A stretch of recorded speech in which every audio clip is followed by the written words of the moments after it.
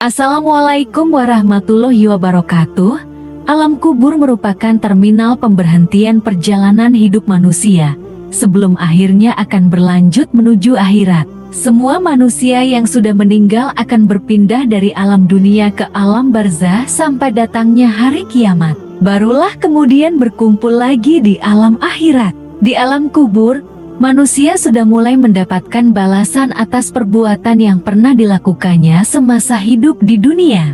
Jika ia adalah orang yang beriman, maka ia akan mendapat kenikmatan. Akan tetapi sebaliknya, jika ia merupakan orang yang ingkar, maka ia akan mendapatkan azab. Salah satu bentuk azab yang menakutkan di alam kubur adalah siksaan dari ular tinin. Rasulullah Shallallahu Alaihi Wasallam menceritakan bahwa ular ini adalah ular yang sangat mengerikan yang siap menyiksa siapa saja yang ingkar terhadap perintah Allah. Lantas, bagaimana pedihnya siksaan ular itu? Seperti apakah wujud ular penyiksa itu? Dan siapa saja orang yang akan mendapat siksa dari ular itu? Simak ulasannya ini hingga akhir. Ular tinin merupakan ular yang dipersiapkan oleh Allah untuk menyiksa orang-orang yang ingkar atas perintah Allah. Ular ini berjumlah 99 ekor dan satu ekornya memiliki 7 kepala. Setiap kepala yang ada di tubuh ular tersebut akan mencakar, menggigit, menyembur, hingga tubuh si mayit menjadi bengkak dan terasa menyakitkan. Siksaan yang demikian ini akan berlangsung hingga hari kiamat tiba. Hal ini, sebagaimana dijelaskan dalam sebuah hadis, dari Abu Hurairah berkata, Rasulullah Shallallahu Alaihi Wasallam bersabda, orang mukmin di dalam kuburnya seperti raudah atau taman. Dilapangkan kuburnya sejauh 70 hasta, disinari kuburnya seperti cahaya bulan purnama. Para sahabat menjawab, Allah dan Rasulnya yang lebih tahu. Lalu Nabi berkata, tentang azab kubur orang kafir di kuburnya, demi jiwaku yang berada di tangannya. Sesungguhnya orang kafir akan disengat oleh 99 tinin. Apakah kalian tahu tentang tinin? Para sahabat menjawab Allah dan Rasulnya yang lebih tahu. Lalu Nabi melanjutkan sabdanya. Itu adalah 99 ular. Setiap satu ular memiliki 7 kepala. Semua kepala meniup-niup pada orang kafir yang dikubur itu.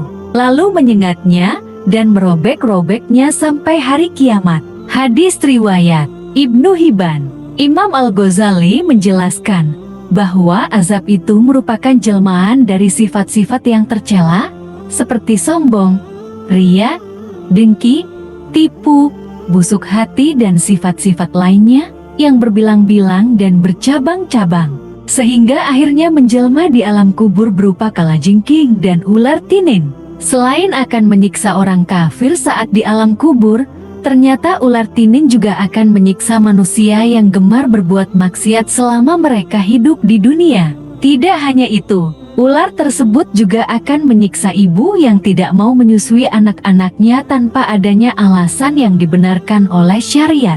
Hal ini, sebagaimana dijelaskan dalam sebuah hadis, pernah aku melihat para wanita yang payudara-payudara mereka dicabik-cabik ular-ular yang ganas. Maka aku bertanya, kenapa mereka? Malaikat menjawab, mereka adalah para wanita yang tidak mau menyusui anak-anaknya tanpa ada alasan syar'i. Hadis riwayat Al-Hakim.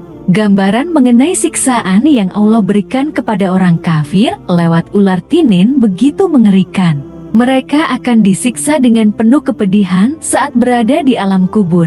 Sebagaimana dijelaskan dalam sebuah hadis, dari Abdullah bin Abi Mulaikah berkata, saya mendengar Aisyah berkata, orang-orang kafir akan disiksa pedih di kuburnya dengan dicabik-cabik oleh ular ganas yang botak. Lalu ular tersebut memakan orang itu dari kepala hingga kakinya, kemudian orang itu kembali ke bentuk sempurna. Setelah itu dimakan lagi orang itu dari arah kaki sampai kepalanya, lalu orang itu kembali ke bentuk sempurna. Lalu ular itu memakan lagi orang tersebut dari arah kepala hingga sampai kakinya, begitu seterusnya. Hadis riwayat Ibnu Abi Syaibah. Demikianlah pembahasan mengenai ular tinin yang disiapkan oleh Allah untuk menyiksa orang yang ingkar kepadanya kelak di alam kubur. Semoga ini menjadi pengingat kita untuk selalu beribadah dan berdoa kepada Allah.